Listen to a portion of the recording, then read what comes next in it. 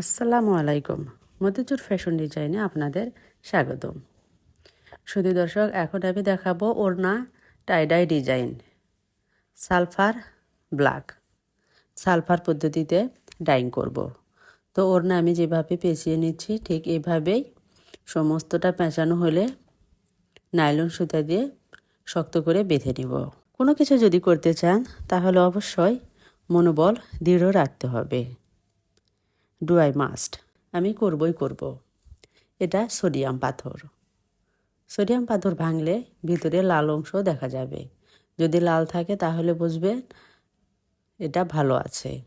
তো আমি কয়েকদিন আগে রেখে দিয়েছিলাম। আর কয়লার মতো যে গুঁড়ো গুঁড়ো, এটা কালো রং। তো আমি পাতিলে পানি ফুটাতে দিয়েছি। সুধী দর্শক, আমার ভিডিও অবশ্যই আপনারা না টেনে দেখতে থাকুন। আর আমার চ্যানেল যদি ভালো লাগে আপনাদের অবশ্যই লাইক, কমেন্ট এবং শেয়ার করতে ভুলবেন না। বিভিন্ন ধরনের ওড়না ডিজাইন দেখতে পাবেন। তো আমি সোডিয়াম দিয়ে দিলাম, ভালো করে নাড়াচাড়া করতে হবে। তারপর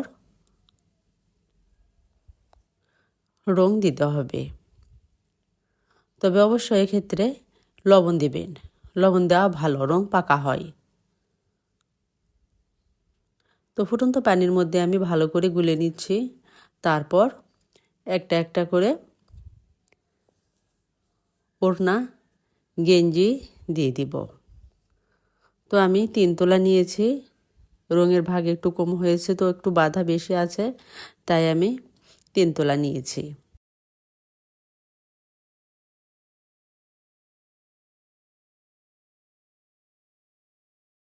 সালফার ব্ল্যাক পদ্ধতিতে রং গোলানোর নিয়ম অনুযায়ী যদি 5 গজ কাপড়ে কালো কালার করা হয় তাহলে 5 তোলা রং নিতে হবে। এক্ষেত্রে 6 তোলা রং নেবেন, তাহলে মিশি কালো হবে, সহজে রং লেগে যাবে কাপড়ে। যেহেতু কাপড় 15 মিনিটের মতো জাল করতে হয়।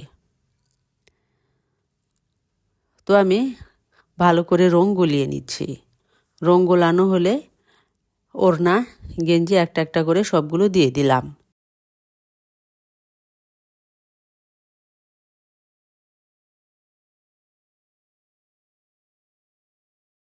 তো ভালো করে নাড়াচাড়া করতে হবে। কাপড় ভিজাইনি, যেহেতু পানির মধ্যে জাল দিব, তাই আমি ঠান্ডা পানি দিয়ে ভিজাইনি। ভেজালে ভালো, না ভেজালেও চলবে। তো দেখতে পাচ্ছেন অল্প আঁচে আমি আস্তে আস্তে নাড়াচাড়া করব। 10 মিনিট আমি নাড়াচাড়া করার পর তারপর তুলিয়ে রাখব। সালফার ব্ল্যাক বিভিন্নভাবে রং পাকা করা যায়। সুতিতে সালফার ড্রাই করার পদ্ধতি হলো প্রয়োজনীয় সামগ্রী যেমন সোডিয়াম, সালফার রং মিশ্রণ, বিভিন্ন প্রকার কাপড় বাঁধার সুতা, বালতি, এগুলো প্রয়োজনীয় সামগ্রী। তো আমি একটা একটা করে কাপড় উঠাচ্ছি। কাপড় উঠানোর পরে ঠান্ডা করতে দেব। কাপড় ঠান্ডা হতে যতক্ষণ সময় লাগে, 1 ঘন্টাও লাগতে পারে, 30 মিনিটও লাগতে পারে। তো ঠান্ডা হওয়ার পরে আমি কাপড় পুকুরের পানিতে ধুয়ে নিয়েছি, বাঁধন খুলে ধুয়ে শুকাতে দিয়েছি ছায়াযুক্ত স্থানে। 1 দিন পরে আমি আবার অন্য একটা পাত্রে পানি ফুটাতে দিয়েছি এবং সেখানে গুঁড়া সাবান দিয়েছি, ডিটারজেন্ট দিয়ে পানি 3-4 মিনিট আমি জাল করেছি। এতে কি হবে, রং আরও স্থায়ী পাকা হবে। অবশিষ্ট একটু রং হালকা হালকা উঠে যাবে। তো তাহলে আর কোনো ভয় থাকবে না উঠে যাওয়ার, রং একবারে পাকা হয়ে যাবে। সুধী দর্শক, আমি খুব শীঘ্রই হ্যান্ড পেইন্টের কাজ নিয়ে হাজির হব। কাপড় দেওয়ার পরে ভালো করে নাড়াচাড়া করতে হবে। আস্তে আস্তে সাবধান মতো কাজ করতে হবে। রং কেমিক্যালের ব্যাপার, আর কাপড় যেন নষ্ট না হয় সেদিকে অবশ্যই সতর্ক থাকতে হবে। সুধী দর্শক, দেখতেই পাচ্ছেন পানি কেমন ফুটিয়ে উঠছে। তো তারপর ভালো করে বলক ওঠার পরে কাপড়টা তুলে নিলাম, তুলে পুকুর পানিতে আবারও ধুয়ে নিলাম। দেখতে পাচ্ছেন প্রিয় দর্শক, রং হালকা উঠছে।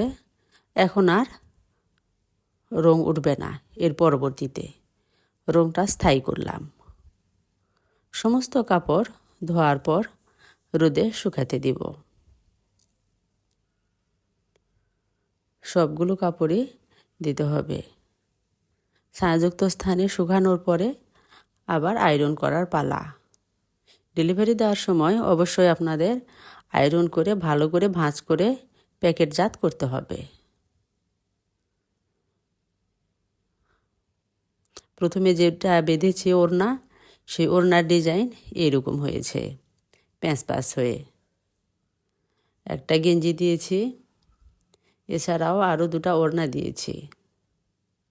মাশাআল্লাহ, গোল্ডেন রেশু ডিজাইন হয়েছে।